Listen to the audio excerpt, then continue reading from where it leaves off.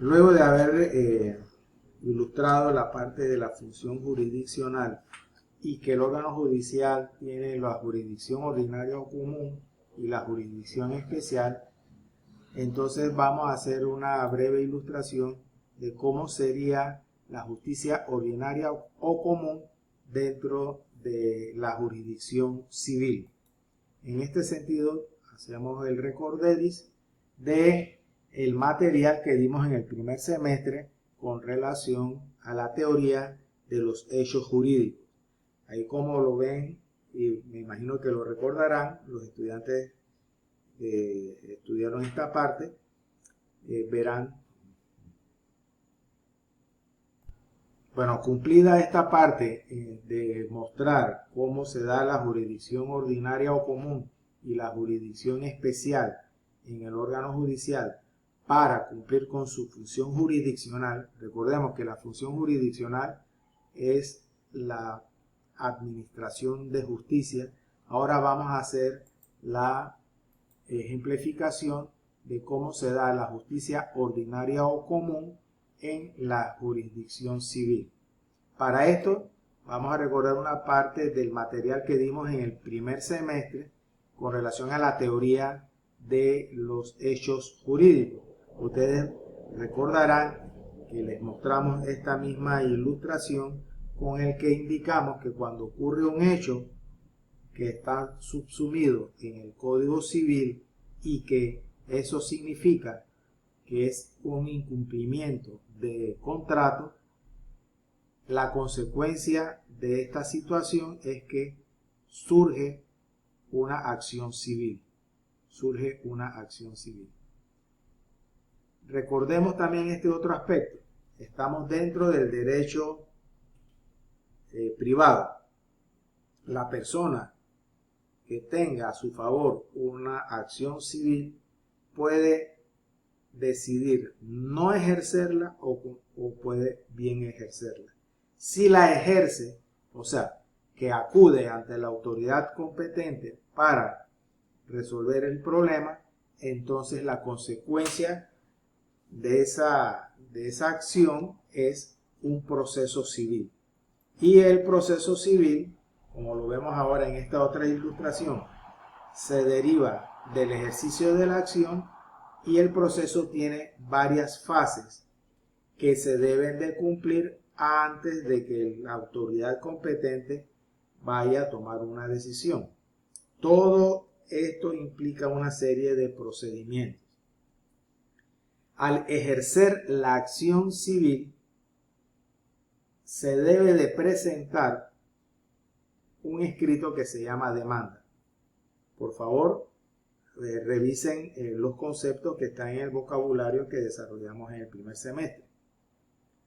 Con la demanda, que es un escrito que el demandante le pide a la autoridad con la exposición de los hechos que tome una decisión con relación a lo, como lo dijimos en el ejemplo, que es por el incumplimiento del contrato, que el demandado sea obligado a cumplir con el contrato. En esta fase, luego de presentada la demanda, el tribunal tiene la obligación de correr traslado de la demanda. ¿Qué es correr traslado de la demanda? Correr traslado de la demanda es ubicar al demandado y darle una copia para que en ese momento el demandado sepa que debe de acudir ante el tribunal para presentar la contestación de la demanda, porque hay un proceso en su contra. Cuando ya se da la contestación de la demanda, entonces es cuando esta primera fase ya se ha culminado. Cabe indicar que el demandante, cuando presenta la demanda, el escrito de demanda, puede acompañar esa demanda con una serie de pruebas, las que él estime que sean conducentes.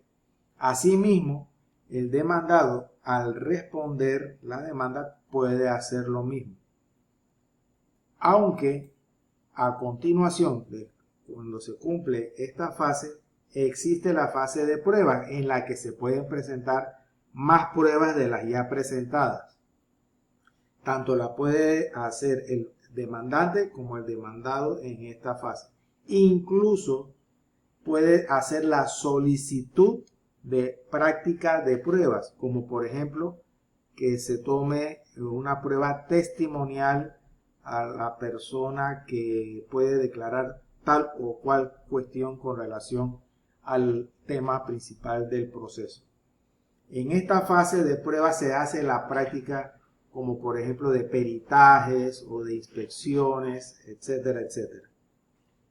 Cumplida esta fase de pruebas, entonces se pasa a la fase de alegatos.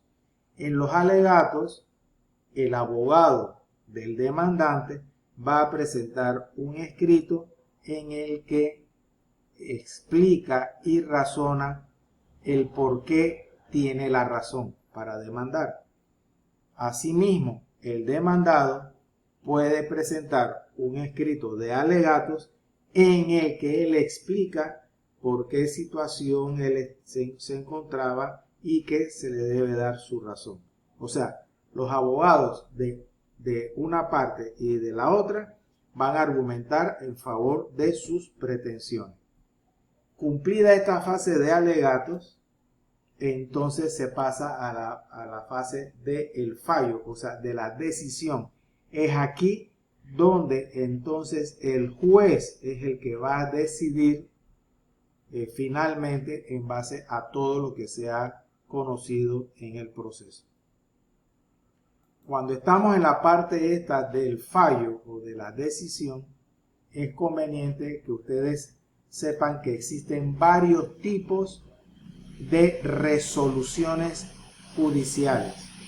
Existe la sentencia, el auto, la providencia y el proveído. Aquí lo importante es que ustedes tengan presente que las decisiones de los jueces se dan por resoluciones judiciales y puede ser a través de sentencia, auto, providencia o proveído. En este aspecto, les recuerdo que en el vocabulario está la definición de sentencia y de auto. Por otro lado, ¿qué ocurre cuando las partes o una de las partes no están de acuerdo con la decisión del juez, ya sea en la sentencia o en el auto? Entonces existen lo que son los recursos o los medios de impugnación.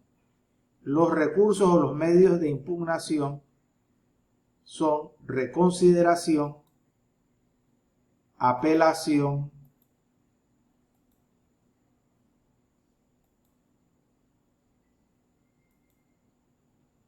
recursos de hecho, casación y revisión.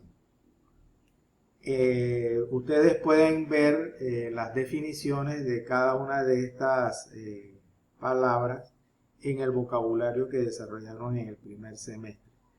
Pero lo importante es que sepan que existen los medios de impugnación o los recursos para poder cuestionar o impugnar una decisión judicial.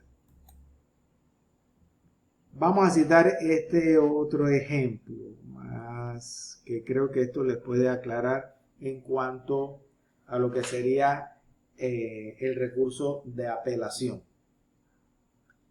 Lo que se muestra en pantalla es básicamente como una escalera, pero eso indica la jerarquía que hay entre los distintos juzgados o tribunales. Por ejemplo, el de más baja jerarquía sería el juez municipal, y como estamos hablando de un tema civil, sería el juez municipal civil.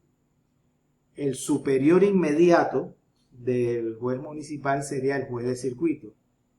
A su vez, su superior inmediato serían los magistrados del Tribunal Superior y a su vez su superior serían los magistrados de la Corte Suprema y directamente por la materia civil sería la sala primera que trata la materia civil.